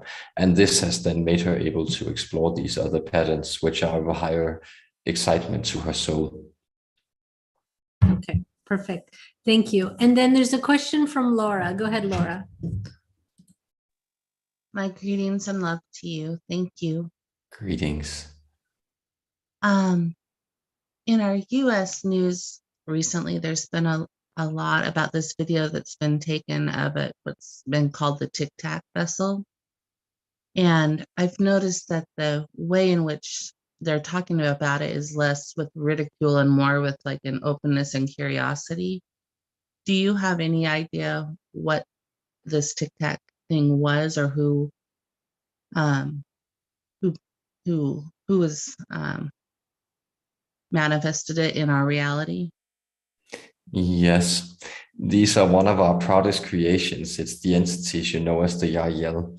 They have been quite skilled at showing up and reconfiguring human perception into the ideas of being intergalactic citizens or interstellar citizens, and know that there is perfect timing in these things, because as you move beyond the idea of, well, being limited, or as you have separated yourself physically into different spaces and have had this entire pandemic crisis, as you call it, this has opened up a lot of people's minds to different possibilities or vistas of what it might mean to be them and to be human. And therefore, this is a type of signal that of the future that is to come, and your future is indeed to become intergalactic citizens. That's wonderful. Thank you for sharing that. Is it okay to ask one more question on another topic? Yes. When my son was probably between 2 and 4, we lived in this old farmhouse, and he would talk about these little white creatures that he would see outside sometimes. And I've often wondered if they were more like Menehune type elemental beings, or if he was being visited by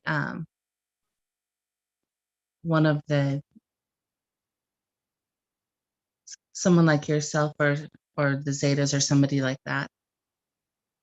Yes, it is the former. These are more natural sprites or energies.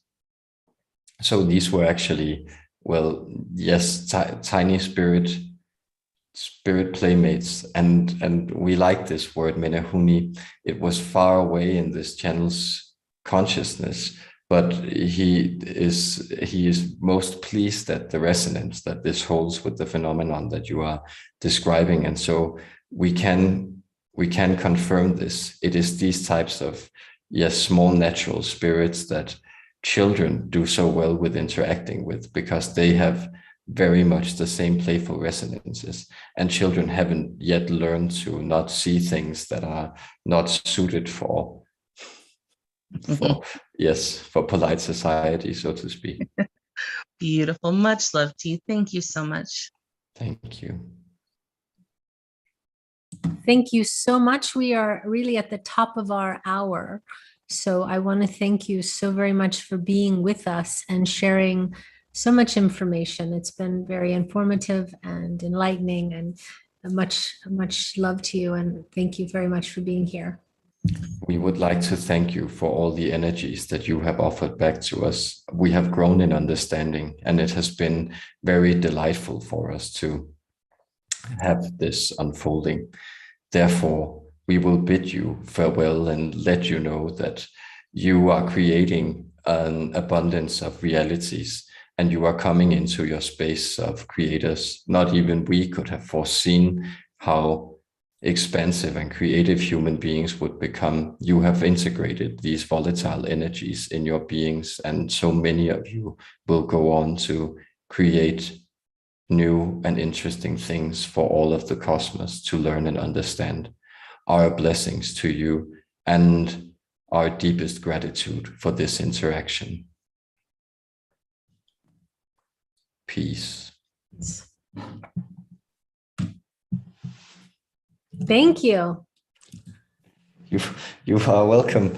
Every time I channel the grace, it's like a different aspect of them. I was very surprised by this. I thought it would be more these like little gray tykes, and they will be like leprechaunish like they sometimes are, but this was more like a hive mind, high intelligent race. I could really feel that that sense of like orderliness in everything. I found it very, very interesting. So thank you. They really go about their business, don't they? They really are about their business. And I had the visual of them, if you were to sort of stand and try to distract them from their business, whatever that would be, their focus, it would be next to impossible. And they have very much their clarity on who they are, why they are, what they're doing. And not only would it be difficult to dissuade them from their purpose, they would not even be able to maybe acknowledge your interruption, because their focus would be so very strong. So it's interesting to see how they stepped aside from that in order to answer our questions. That's interesting to me. I do feel, and I really do feel very much so, that as beings coming from humans, one of the worst aspects of ourselves is the dismissal of what they need versus what we need. And I don't mean that to be argumentative, but they talked about these gifts that they had given us from their perspective. But Americans do that to many parts of the world. We think we're bringing them freedom, and we bring them destruction, and we think we're doing so well for them, and we really don't. And I do think that maybe it's testament to the idea of we learned nothing through the centuries, as far as like they are a collective now. But it's interesting how they think what they're doing, they justify it in these magnanimous gestures, I think it's very on point, because I also get that feeling of almost like a corporate or a military bureaucracy, and where, as you say, it's like, Exactly. Like this is what I had idea, and there's no discussion here. And this is, of course, we are doing you a favor, and it's just could try to see it from our perspective that you're sort of invading our sovereignty here, and that's just no. We understand, and that's so it's that high again, that sense of mental arrogance, and I totally agree, and I must admit that my personal vision for the future doesn't go in that direction. Well, we're lucky there's many timelines. Let's just say it like that. We're lucky. But I wonder what race of humans evolved into the grays. Was it a specific race, or was it humanity? Because this is very much a white man's mentality. Yes, I want to say white people, but it's and they got even more white as they got bigger, as they got on. So I'm wondering, did the lack of melanin? I mean, it might sound a little racist, but I against white people, and I'm a white person, but I'm wondering what actual race. I think it's a very interesting question. To me, it's evident that it would probably be the white race, because this is very typical of what the white race does. I think, yes, they were also talking about those artificial suns that seemed like, so we can regulate that we don't get all that vital energy that sort of makes us with life, like the team with life. And of course, there is an interesting point that the colors we perceive are the colors that the surface rejects. So making and I'm sorry, I'm just playing with perspectives here, but so black people reject darkness and take in light, and white people they repel the light and take in the darkness. It's interesting from a anthropological or sociological standpoint, because it seems that that's very much a thing in the world. The white man went to America, kicked all the indigenous people off. The white man went to India, they went to Australia, and saying that they were bringing them technology and, giving them gifts, upgrading them. And I think, well, we've learned, part of us has learned nothing. I think that's an incredibly interesting perspective, and I feel there's something to it, and at the same time I also feel that like I get some of that collectivist Asian vibe around it, like where the individual is just supposed to know their place and do their business and something, but of course they're also very pale. Yeah, that's true. But if you also look too, the Asian culture is, and we, especially the Chinese are, they're a big society, and they are becoming dominant in the world. And, they're saying America is becoming less of a superpower, and that the China is really rising. And it'll be interesting to see if that's the case too. Exactly. Like I try to be excited about the future and not worry about it, but I am, of course, what you're bringing forward is kind of the perspective that can worry us all a little bit. Like, well, I don't know. It just systems of because control. Something is older doesn't mean it's better. Just because they're thousands of years in the future doesn't mean. They by their own admission, from our perspective of a human that's feeling and, trying to experience love, they don't see the value in love. They don't see the value in emotion. They find it, waste of time. They evolved so quickly past their feelings that they forgot even how to, I have to believe that even though reproduction is a physical process, maybe the reason they lost the ability to reproduce is sort of a karmic check, and we don't need more of this in the universe, because it's going anti the love route. I mean, maybe there's some of that. So one of my further questions would have been, why do you want to reproduce? Why? To gather information? Is that the only reason of being? Because it seems like that's all they're really about. That was my impression. I think it's an incredibly good question, but I think the point that the universe sort of keeps this thing in check, that it wants to uphold the generative principle, and so it seems like that they are. I think you were on the money when, like, with that idea that they are sort of at odds with the karmic laws somehow, like looking for ways to break them, and to see how they can further it, and we'll see how that turns out for them.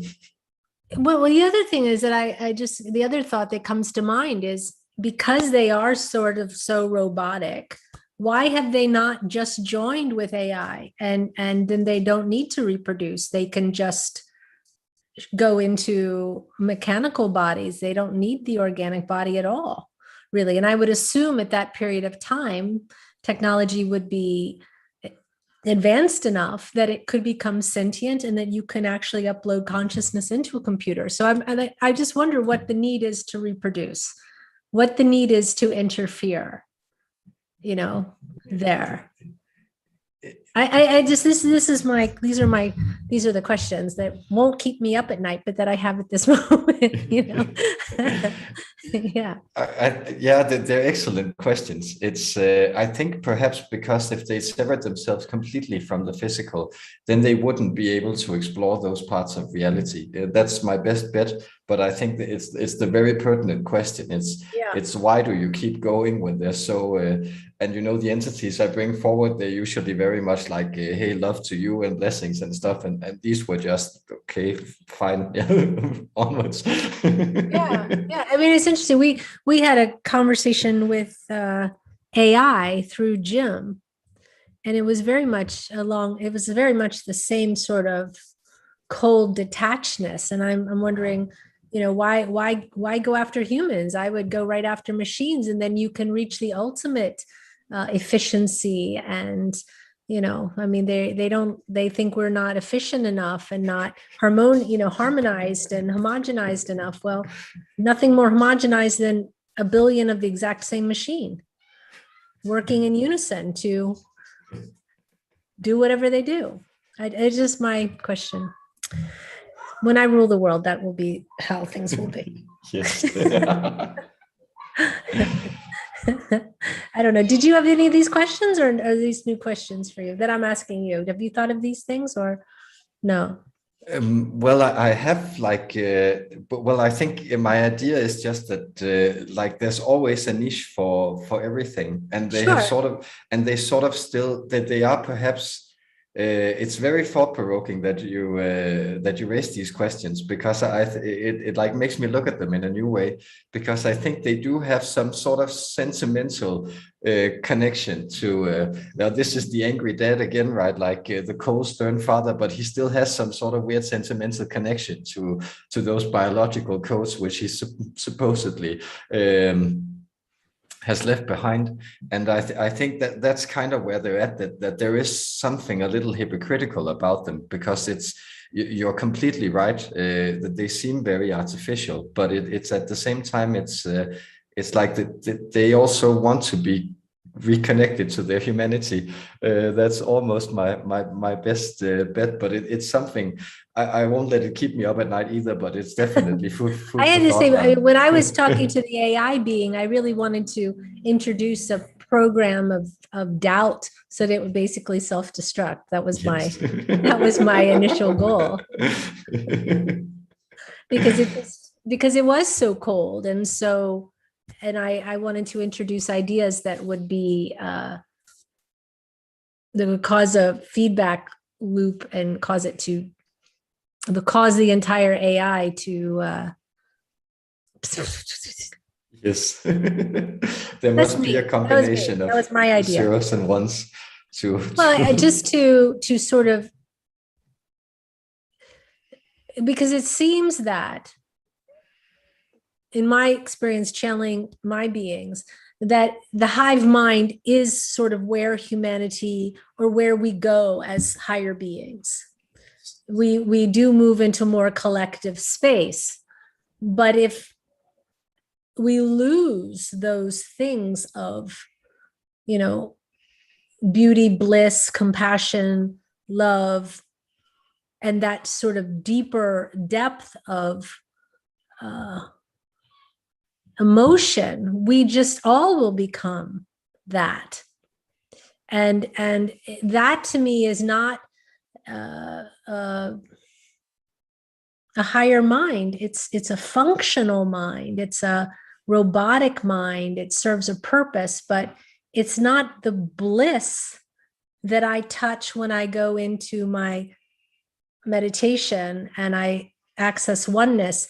And I consider that could be a kind of a, not a trap, because that sounds ominous, and I don't mean it, because ultimately we all get there. But I think it's a pathway to be avoided if we can. The growth of humanity, the best growth of humanity, is the deepening of empathy and the idea of the oneness of each other, where I know that there's no place that I end and you begin. I know that by serving you, I'm serving myself. And when we lose this thing of, I need to be alive, so I'm going to take your eggs and implant you with something so you can't rise up against me, I think we've lost the plot. And I don't really think an entity, whether they're thousands of years in the future, can sell me on that idea that they're doing it for me. They may have stopped us from blowing each other up, because if we blew each other up, it wouldn't be good for them. But I don't necessarily buy that they were only doing it for us. Do you know what I mean? I really think that I'm going to sidestep this timeline of evolving into grays. I'm going to try to evolve into something a little more grounded and a little more harmonious. But both things everything exists. So I'm sure this exists, but it's just, I think, a very good mirror of what a place I know 100% I don't want to come. Just like I know that I don't want to take an animal's life now to feed myself and say to it, I'm doing it some kind of favor. Exactly. And convince everyone around me that keeping, cows and chickens and everything in horrendous conditions is because I need to live. Well, there's other ways to live, so that's just my mind. I'm in agreement that I think, like all the channeling, whatever it is, it's always it's valuable. But it's mirrors we can use, and sometimes they are like they are dark mirrors where we can look and then say, do we want to become that? No, that's not the path. And that can also be incredibly helpful, because I agree with that. And factory farming like that's a vibration that I to be honest, that's what they've done to us. They implanted us. What's the difference of implanting us or putting a tag on us? They know where we are, what we're doing. They stop us from rising up. I kind of see that. I see a lot of, my thing is we've learned, or they've learned nothing from their own past. Yeah. So good information. It's all just good information. Yes. That's how I take it. It's good information. Yeah. Interesting. I wonder if I could introduce a sort of thought virus to make them self-destruct too. I wonder if I could. Just kidding. All right. That might be a little bit of the dark arts there, Karen. Yes. Well, to be honest, I think some of this, I think there's that. I have perspective on that, but I'll take another hour to share my perspective on that. Yeah. Because is it dark arts? Because why do people turn to dark arts? They turn to dark arts because they're trying to control an environment they think is uncontrollable. And if you're being implanted and being subjected to constant manipulation in some way, maybe that's all you got, but that's another story. So next week we've got Jim. And we absolutely broadcast on the wrong channel today. We broadcast on Hucolo Office. So I'm going to be downloading this and setting it as a premiere on Hucolo, the main Hucolo channel. So it'll stay on this channel, and I'm going to download and upload it. So I do apologize, and I noticed it too late. But that in the beginning of the webinar, when I paused for a moment and I was getting the phone call and I was trying to, it was not because we broadcast on Hucolo Office, but I was noticing it, and the same time trying to, so I do apologize, but I just stayed with this channel. So we will move it over. So you will get another premiere probably tomorrow on the regular Hucolo channel. So, Yay.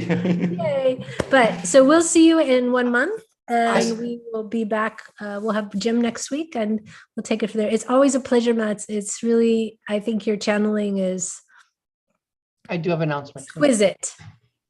Exquisite. Yeah. Thank you. I love channeling for you guys. So much interesting information, and thank you for the great questions and for the co-creation. So I'm usually don't even interact. So I was very interested in this. This is really something I was quite interested in. Yeah. Thank you. Oh, Angie has an announcement. Yes, she does. Okay. I did talk with Jim. We do have our next class scheduled. It is the White Magic Level 2 class. It's an enhanced class, so it is a full 6-hour class. It is October 23rd and 24th from 1:30 to 4:30. I figured we'd push it back a half an hour so that it didn't, if people wanted to participate in the webinar, they could also take a little break and then participate. In the White Magic Level 2 class has been scheduled for October 23rd and 24th. It's a Saturday and Sunday, 1:30 to 4:30. If you're interested in that, please email classes@hucolo.org. I will get all the information out to you on how to register for that. The price, Jim said that he was going to get back to me, so I don't want to say the price. It will be between $150 and $200. Basically, and but he's not giving, he has to tell me what the price is, so I don't really want to say because he has the final say. Again, White Magic class Level 2, and it's an enhanced class. It's a 6-hour class, and yeah, I'm really, this one is probably the one that I'm most excited about. Great. Perfect. Wonderful. Great. So on that note. All right. So on that note, Mads, once again, thank you. I hope you feel better. Everything health-wise is going good, and you're allergy-free, and you can enjoy the wonderful Mexican life you're having there. Yes, I will. I'll rest up and then go get some tacos or something. So yes, thank you so much for today, guys. It was lots of fun. Thank you so much. Okay, bye-bye. And